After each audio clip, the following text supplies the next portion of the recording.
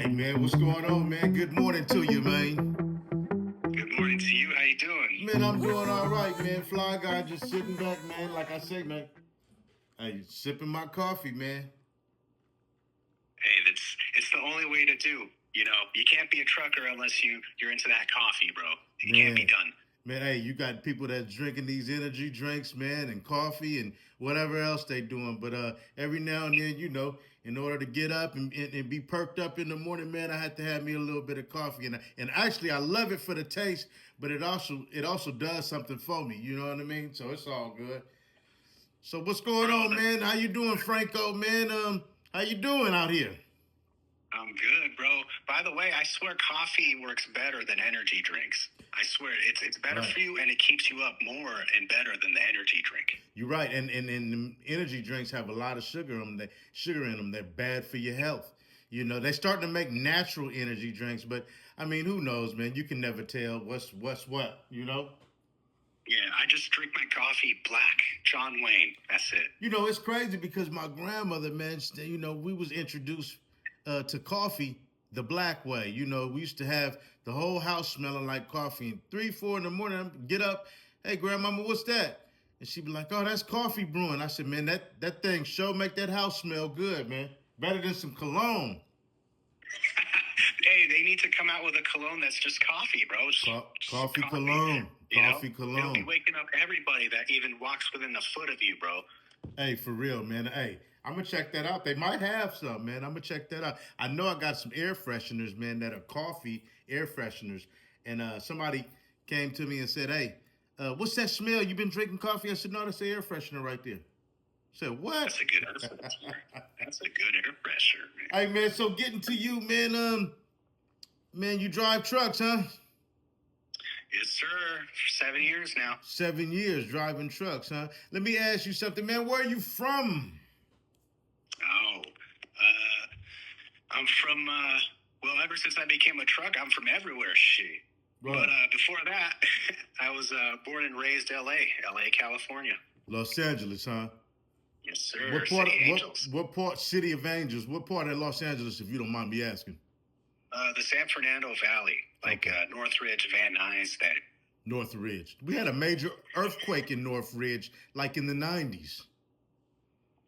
Yeah, man, that was really something. But at least it brought the prices of all the houses down, so a lot of people were able to afford houses at the time. At Not that anymore. time. Right, right.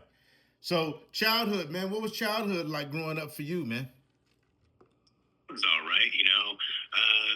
We weren't very rich, you know. My parents were still really good providers because they worked a lot. You know, I appreciate them for that. And it was just me and my sister and my parents. You know, my dad was he worked at a grocery store, and my mom, she was a dental assistant. And so we were, you know, lower middle class. Started off in the barrio in Van Nuys, and then after the earthquake, when house prices came down really, really good, they were able to mortgage a house in Northridge, so that was cool. And so for the rest of my childhood, I grew up in Northridge, and then yeah, it was your standard lifestyle for a kid, you know. Right. Went to Van Nuys High School, Okay. and after that, I tried my hand at college. I went to CSUN, Cal State University Northridge, and I dropped out like a month into it. Right. But it was the best decision I ever made because, you know, I haven't had debt pretty much my whole adult life. Okay. So that's good. And, you know, I'm making really good. So, you know, I don't regret at all not going to college, Right. you know. Right. And, yeah, after that, you know, I just worked sales, telemarketing for solar companies, bro. Right. So about what age? What age were you at that time? When I dropped out of school, or No. When you went you know into you sales? went to sales.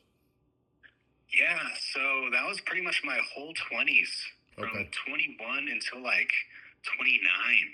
You know, just doing the telemarketing thing, selling solar panels. At least it was hot at the time, so I was making okay.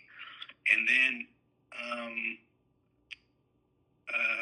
by the time I turned 30, I got into trucking. You know, Right. because I knew I liked to drive. I had a clean driving record, you know, and just got into trucking. I went to CR England, and they will train you for free as long as you sign on with them for a year. So I did that whole thing, stayed with them for a year and a half. So it was a year contract? Mm-hmm. And as you know, the best mode about this is to start off with your CR Englands, your Swifts, your Werners and Schneiders, etc., CRSTs of the world, because they'll train you completely from coming in fresh off the street. They'll train you. They'll get you your CDL. All you have to do is sign on with them for a year. You're going to get paid shitty your first. Can I cuss here? My bad. Excuse my language. You are. But you're going to get paid crummy the first year, and then, but everything was taken care of for you, right? And then after you do your first year, you go on to companies that pay you much better. Now you have a year under your belt. People will hire you. So I think that's the best mode to do, right? Right.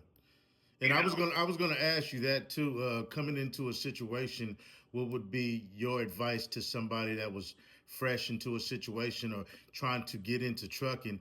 And you just answered that question, man. You basically got to pay your dues, and it's a sacrifice. Yeah, and okay, so there's two ways you can go about it. Of course, you can go to some school like a college or something and do the training to get your CDL. You'll pay your $6,000 or $7,000 to do it, and then the only companies that will hire you are the companies that I just described, the ones that pay you shitty. Right. The companies that take on new people. Right. So there's no point in even going to colleges or like community colleges and stuff to get your CDL. Just sign on with the companies that would hire you anyway. Right. They're the only ones that would hire you anyway, which are your CR Englands, your CRSTs, your Swifts, your Knights, your Schneiders, Werners, etc., etc. Right. So yeah, that's the thing that you should do. Hire on with one of these carriers. They'll get you your CDL. They'll train you. You just have to sign a contract with them for a year. Now, if you leave these rookie companies before that year is up, then you're going to end up owing $6,000 or $7,000 on the loan. And that's a lot of money. That's a lot of money for your schooling. Yeah.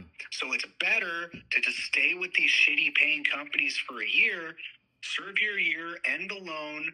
And now you have a year under your belt, and now you can go get paid, 30-40% more at the companies that pay better. Right. Right. For example, I don't know how it is now, but when I started in 2018, England paid me, I think, $50,000 for the first year. Okay. And then when I went on to the next company, which was some smaller outfit out of Fresno, California, I got paid like $120 that year, and it was kind of in that ballpark for the rest of the time. Right. That's pretty good. $120. Yeah. Yeah. But that's because they paid per diem. Wow. So that particular company, they 25% of the paycheck was not taxable because it was labeled per diem. Right. So I got to keep a lot more of my money. Okay. Yeah. Let me ask you. And the thing I forgot, my bad. You're probably wondering why was it $120,000? Oh, that was because it was during COVID. So there was no restriction at the time. There was no hours of service restrictions. Right. If you I were remember transporting food during COVID. So I had no hours of service at the time. Right. We were emergency. We were along with the emergency people. Yeah, for a whole year and a half, bro, I had no hours of service. I worked 360 days out of 365 days during 2020. Wow. Yeah, I made 120 with per diem. Right. After that, I think I started averaging like just 90, 95 a year after that, every year after the COVID situation. Right.